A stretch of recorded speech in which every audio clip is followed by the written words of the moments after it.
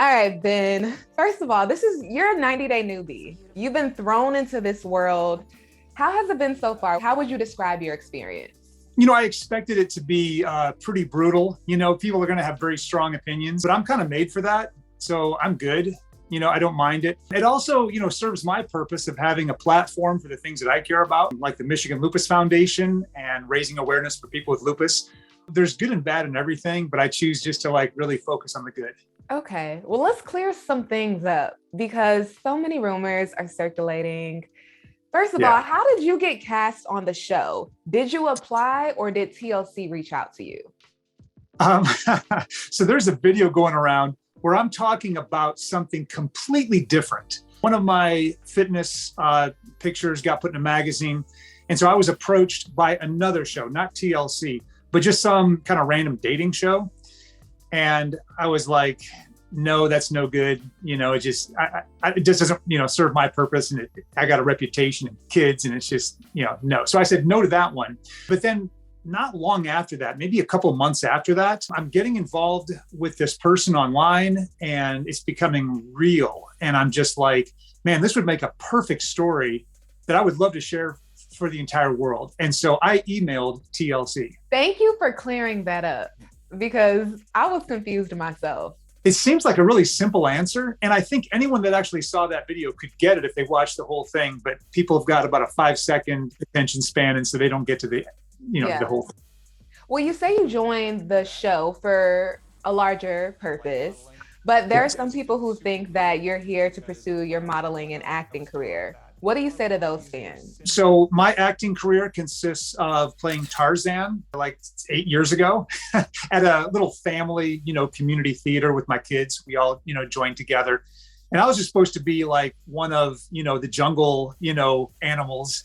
And they accidentally cast me as Tarzan. It wasn't supposed to happen like that. So that is my whole acting career. That's it. I'm not really wanting to pursue that again. The community theater may want me back, but I'm definitely not heading to Hollywood anytime soon. As far as my modeling career, in Detroit, it's very, very limited. I work maybe 4 or 5 times a year. And I've got an agency, that gets me work every once in a while. But I actually, not too long ago, just called them up and shut it down and just said, I'm really not interested in doing that anymore. I don't want to spend my time like that. It doesn't interest me. It doesn't want, it's not something I want to pursue. So that's not really a part of the plan. Oh my gosh. Mahogany? Oh. You are real? Oh my gosh. There are a lot of us who have thought or either still think that something is off with Mahogany. Either some people think she's a paid actor, some people think your storyline is scripted. You have people even debating if her accent is real or not online. No, not it's not sweet. It's not sweet. Okay. It's just true. Yeah. Me. What's the truth though, Ben? What's going on here? Who is this woman? So you know the Pete Rose principle, right? No. What is that? Okay, so Major League Baseball has a no tolerance policy about anyone betting on the games. And it's a lifetime ban, even though Pete Rose, a lot of people think he deserves to be in the Hall of Fame. He's never going to be there because he got caught betting. And it's a part of baseball you just can't have. And it's the same thing with TLC. It's the same thing with reality TV. The minute they hire an actor, it's over. No one's going to watch. Who wants to watch that? It just doesn't make any sense.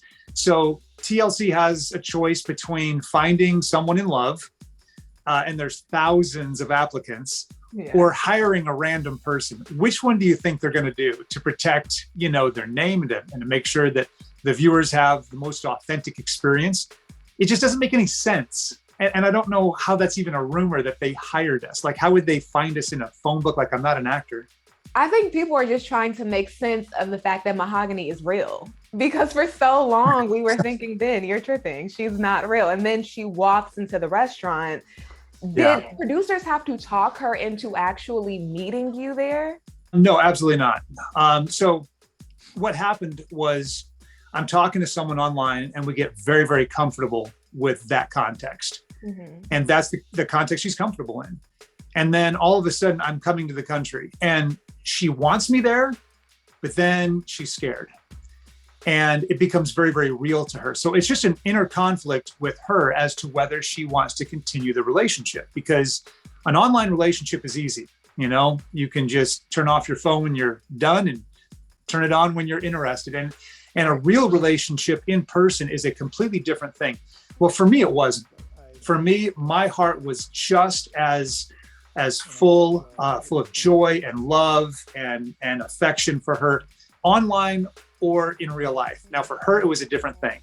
So she just had this real inner conflict. And when she decided to make it real, it was a huge decision for her to do that. Obviously, she's a lot younger than I am. She's got parents in play, and her parents are very, very worried for her. They don't know me at all. And, you know, coming in with a whole production crew and lights and cameras, like that can be really scary. And then just like an older man coming in without really knowing me in person, that can be really scary. So I totally understand her hesitancy. For sure, for sure. I want to get into her age, but before we get into that, Mahogany is a beautiful girl, right? But it's very clear that her photos were heavily filtered. What are your thoughts on that? Because it could say a lot about where she stands in her confidence, you know, and whether or not she knows who she truly is yet. She's not trying to, in my opinion, deceive anyone. She's having a fun time. If she's a young girl at 20 years old and she finds an app that kind of morphs your face, you know, so we've all done Snapchat filters and had a good time with it. You know, she just posted it. And so that she never thought the entire world would be looking at that and judging her for it. You know, she was just having fun. So I don't have any problem with it. I think it's just, you know, very, you know, I don't know. It's fine. It doesn't really matter. Well, as a young woman, you know, who is on social media as well, I have a different perspective, but I feel like that's a conversation I should have with her and not you, because, you know, you can only speak so much for her. Yeah, and my opinion is just like, it wasn't, to me, deceptive at all. I didn't really find it like that. I could tell that the pictures were doctored a little bit, you know, and I didn't really take it seriously. To me, it was much more of a spiritual connection. I wanted to know her heart, and that's what we were focused on the entire relationship. Do you want to tour for my home? Yeah, I'd love to see it. I thought you were 24. Well, let's get into these alarming lies. The lies that Mahogany, you know, they were coming back to back. So one, you found out that her apartment was not really her apartment. It was clearly an Airbnb. And then she lied to you about her age. She's not 24, she's 22. What do you make of those lies, and how can you still want to be with someone who has lied to you that much?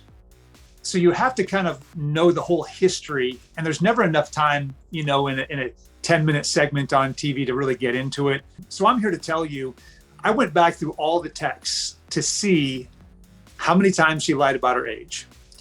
And for some reason, I did a lot of assuming, and I didn't even ask her about it. It was just the very first day that we met.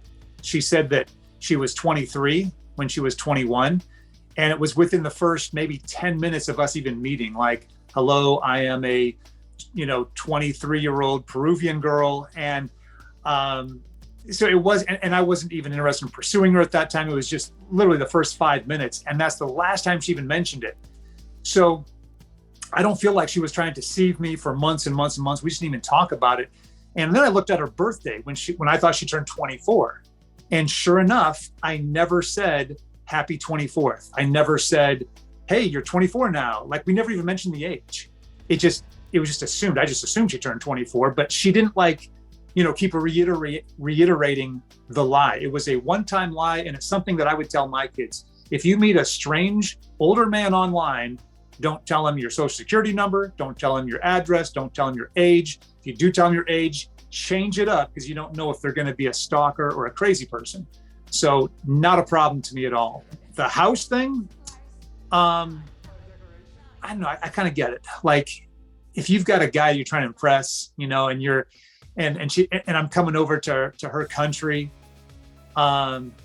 maybe you don't want to show him exactly where you live, you know, and maybe you don't want to be like, here's my home address, hope you come back and stalk me someday. Like, I don't know. It's a safety thing, but it's also just, I want to impress this guy. And to me, I have to decide whether that is a red flag or if I understand it. There's a lot of things maybe that we all try to hide about ourselves for the first impression. So not a big deal to me. I just, wonder why she didn't say, I don't want to give you my home address, then let's meet here. Because that does speak to where she is in her life. As a 22-year-old woman, how she can sit here and say, oh, this is my bedroom. Okay, this is my bedroom. This is my bathroom.